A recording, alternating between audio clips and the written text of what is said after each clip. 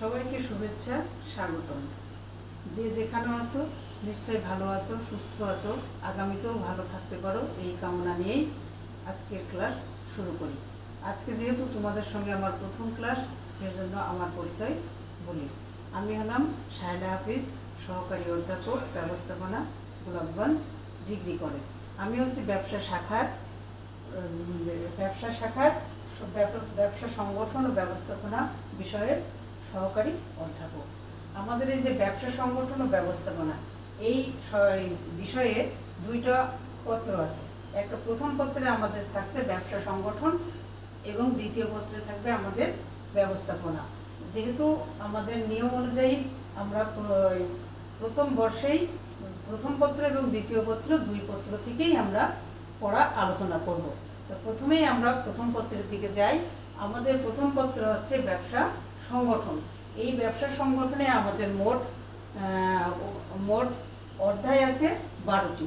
এই 12টি অধ্যায় সম্পূর্ণ অংশ থেকেই পরীক্ষায় প্রশ্ন আসবে এবং প্রশ্ন আসার দুইটা স্তর আছে। একটা হচ্ছে তার সৃজনশীল এবং আরেকটা অংশ হচ্ছে তার নৈর্ব্যক্তিক অংশ।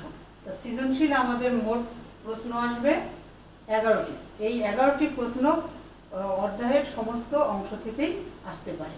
এই 11টি প্রশ্নের ভিতরে আমাদের 7টি প্রশ্নের উত্তর করতে হবে এবং এক একটা প্রশ্নের উত্তরে থাকছে আমাদের 10 মার্ক করে।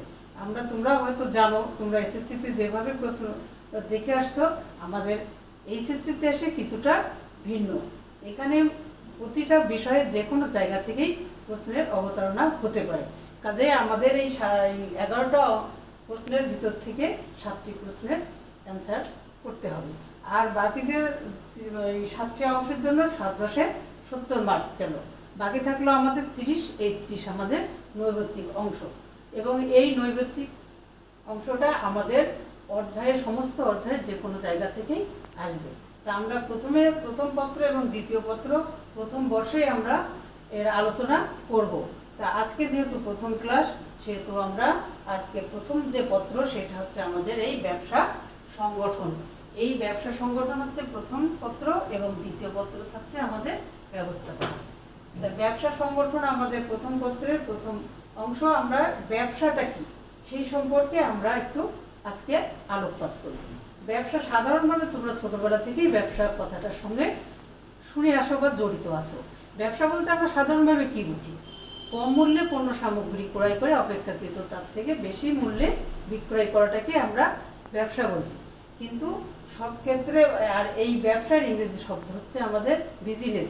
এই বিজনেস শব্দটি এই বিজি থেকে বা বিইং শব্দ থেকে এই বিজনেস শব্দটির আবির্ভাব ঘটেছে বলে জানা যায়। এখন এই বিইং বা শব্দটা হচ্ছে কোনো কাজে ব্যস্ত থাকা বা নিজেকে নিয়োজিত রাখা বা কোনো অর্থ নিয়োজিত। কিন্তু সকল কাজে ব্যস্ত থাকলেই যে সেটা ব্যবসা বলা যাবে তা নয়।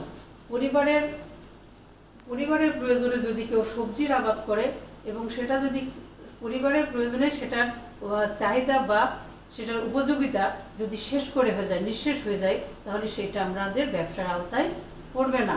কারণ ব্যবসা করতে হলে সেখানে অবশ্যই মুনাফা অর্জনের উদ্দেশ্য থাকতে হবে। এখন এই যে মুনাফাটা কি, আমাদের মুনাফা অর্জন করতে হলে আমাদের পণ্যদ্রব্য উৎপাদন বা বিক্রয়ের উদ্দেশ্যে উৎপাদন করতে হবে এবং এই উৎপাদিত পণ্য আমাদের চূড়ান্ত ভোক্তার কাছে পৌঁছাইতে হবে। চূড়ান্ত ভোক্তা কারা? যারা পণ্যটার উপযোগিতা শেষ করে বা তারা পণ্য থেকে উপকারিতা পায়। এখন এই যে চূড়ান্ত ভোক্তার কাছে পৌঁছাইতে হলে আমাদের পণ্য সামগ্রীকে তাদের হাতের কাছে পৌঁছাই দিতে হবে। এই পৌঁছানোর যে কাজটা, সেই কাজটাকে বলা হচ্ছে বন্টন। বন্টন কাজটা সাধারণত ক্রয় বিক্রয়ের মাধ্যমে সম্পূর্ণ হয়ে থাকে। এই ক্রয় বিক্রয়ের মাধ্যমে পণ্যের যে মালিকানা সেটা হস্তান্তরিত হয়। তার মানে যে পণ্য ক্রয় করে তার কাছে সে পণ্যের মালিকে পরিণত হয় এবং যে বিক্রয় করে সে অর্থের বিনিময়ে সেটা বিক্রয় করে। এই জন্য ব্যবসা হতে হলে সেই কাজটাকে আর্থিক মূল্যে যদি মূল্যায়ন করা যাবে, সেই কাজটাকেই আমাদের বলা হবে ব্যবসা। এবং এখানে আরেকটা কথা প্রচলিত আছে যে বৈধ হতে হবে ব্যবসাটা। এখন বৈধতা বলতে কি, যে দেশে ব্যবসা করা হবে সেই দেশে ব্যবসার যে আইন আছে সেই আইনের ভিতরে আওতায় থেকেই ব্যবসাটা পরিচালনা করতে হবে। যেমন ধরো আমরা বিভিন্ন ধরনের ওষুধ আমাদের চিকিৎসার জন্য আমরা সেবন করে থাকি, এটা কিন্তু সেই ব্যবসা হিসেবে গণ্য হবে। কিন্তু যদি কোনো মাদক দ্রব্য ব্যবসায়ী সেটা বাজারে ছাড়ে বিক্রয় ব্যবসার উদ্দেশ্যে, কিন্তু সেটাকে আমরা ব্যবসা হিসাবে গণ্য করতে পারবো না, কারণ এখানে ব্যবসায়ের বৈধতা নাই, মানে সরকারের যে ব্যবসা করার যে অনুমতি সেটা এখানে অভাব আছে। তাহলে আমরা এই থেকে আমরা ব্যবসার একটা সাধারণ সংজ্ঞা উপস্থাপন করতে পারি। যেমন এইভাবে আমরা বলতে পারি যে মুনাফা অর্জনের উদ্দেশ্যে উৎপাদন, বন্টন এদের সহায়ক বৈধ অর্থনৈতিক কার্যকলাপকে আমরা ব্যবসা, যেটা আমি বোর্ডে একটু তোমাদের বোঝার জন্যই লিখে রেখেছি। এখন এই যে আমি বললাম সংজ্ঞাটা, যে মুনাফা অর্জনের উদ্দেশ্যে উৎপাদন, বন্টন ও এদের সহায়ক বৈধ অর্থনৈতিক কার্যাবলীকে, সমস্ত কার্যাবলীকে বলা হবে ব্যবসা। এখন এই যে মুনাফা, তাহলে আমরা একটা একটা বিষয় তোমাদের বিশ্লেষণ করে বুঝাই দিই। হ্যাঁ, এখন বলা হচ্ছে মুনাফা। মুনাফাটা কি? ব্যবসা মুনাফা হচ্ছে তার লাভ, এবং ব্যবসার যেমন মুনাফা আছে তেমন ব্যবসায় তার লোকসানও আছে। এই লোকসানটা হচ্ছে তার ক্ষতি। এই লোকসানটাকে আমরা আবার অনিশ্চয়তা হিসাবেও গণ্য করতে পারি। ব্যবসায় যদি যে মূল্যে আমরা পণ্য সামগ্রী উৎপাদন করি কিংবা পণ্য সামগ্রী ক্রয় করে নিয়ে এসে পুনরায় যদি আবার সেই মূল্য থেকে বেশি মূল্যে বিক্রয় করতে পারি, তাহলে সেটা আমাদের মুনাফায় পরিণত হবে। বা উৎপাদন খরচ যদি বিক্রয় মূল্য থেকে বেশি মানে কম হয়, তাহলে আমাদের সেক্ষেত্রে মুনাফা হয়। আর লোকসান বা ক্ষতিটা কি? আমাদের উৎপাদিত খরচ যদি বিক্রয় মূল্য থেকে বেশি হয়, তাহলে সেই ক্ষেত্রে আমাদের সেটা লোকসান বা ক্ষতিতে পরিণত হয়। এরপরে আসছে আমাদের কি? উৎপাদন। উৎপাদনটা কি? মানুষ প্রকৃতভাবে কিছুই মানে সরাসরি কোনো কিছু উৎপাদন করতে পারে না। প্রকৃতি প্রদত্ত যে সম্পদ আছে সেই সম্পদকে ব্যবহার করে বা সেই সম্পদের পরিবর্তন সাধন করে মানুষের চাহিদা সৃষ্টি করাটাই হচ্ছে তার উৎপাদন। এবং এই চাহিদা পূরণ করার জন্য যে পণ্য সামগ্রী বা সেবা সামগ্রী উৎপাদন করা হয়, সেটাকেই তৈরি করা হয়, সেটাকেই আমরা উৎপাদন হিসাবে চিহ্নিত করতে পারি। এই উৎপাদনের কাজটা সাধারণত শিল্পের মাধ্যমে সংগঠিত হয়। শিল্পে যেমন পণ্যের রূপগত পরিবর্তন সৃষ্টি করা হয়, তার গুণগত পরিবর্তন সৃষ্টি করে মানুষের চাহিদা উপযোগী পণ্যে পরিণত করা হয়। যেমন একটা গাছ, এটা প্রকৃতি প্রদত্ত। এই গাছ যখন থাকে তখন স্বাভাবিকভাবে সেটা মানুষের ছায়া প্রদান করে বা মানুষ তার জ্বালানি হিসাবে ব্যবহার করতে পারে।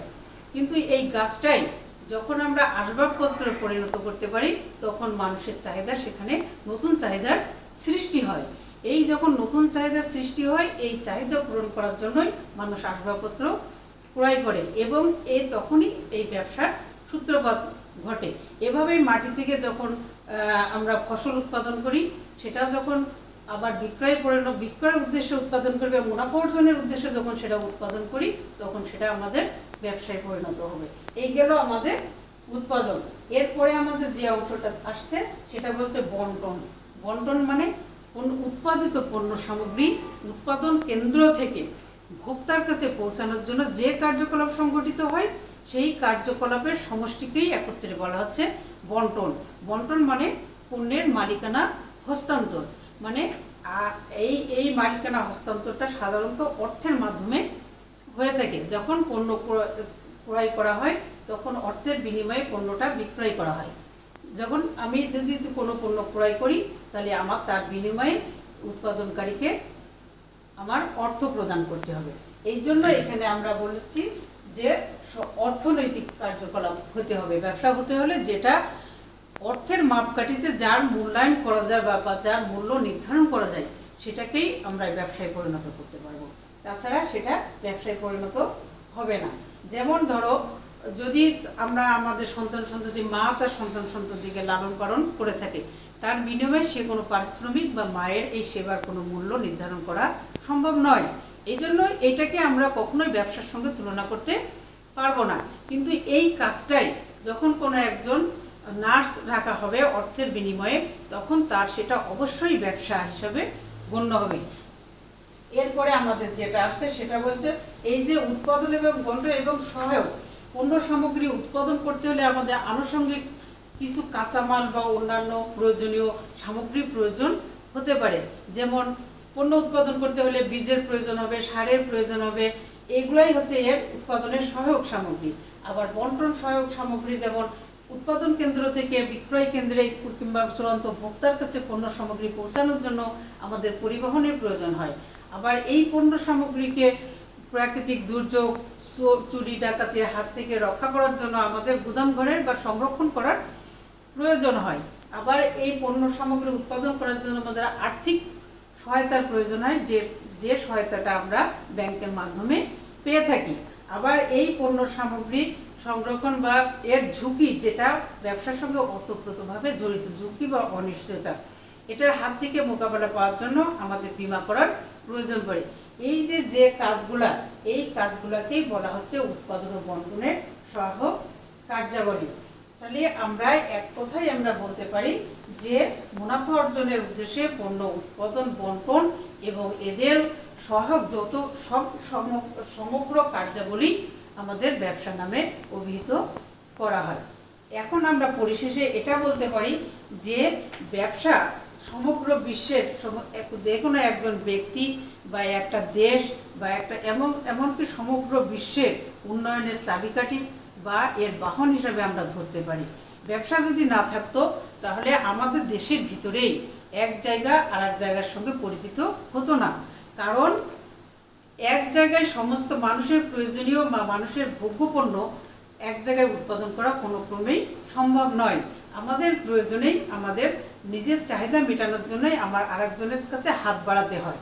এই জন্যই ব্যবসার সমগ্র বিশ্বটাকে উন্নয়নের চাবিকাঠি হিসাবে ধরা হয়। যা হোক, আজকে এই পর্যন্তই আমাদের তোমাদের সঙ্গে এই হলো। পরবর্তীতে আবার তোমাদের সঙ্গে আমার কথোপকথন হবে, ক্লাসের অবতারণা হবে। কাজে সবাইকে ধন্যবাদ। সবাই ভালো থাকবে, সুস্থ থাকবে। এখন আমাদের কোভিড-19 যুগ, কাজে তোমরা হাত সবসময় পরিষ্কার রাখবে এবং নিজেদেরকে সচেতন রাখবে। কাজে এটা আজকে সবার জন্য ধন্যবাদ।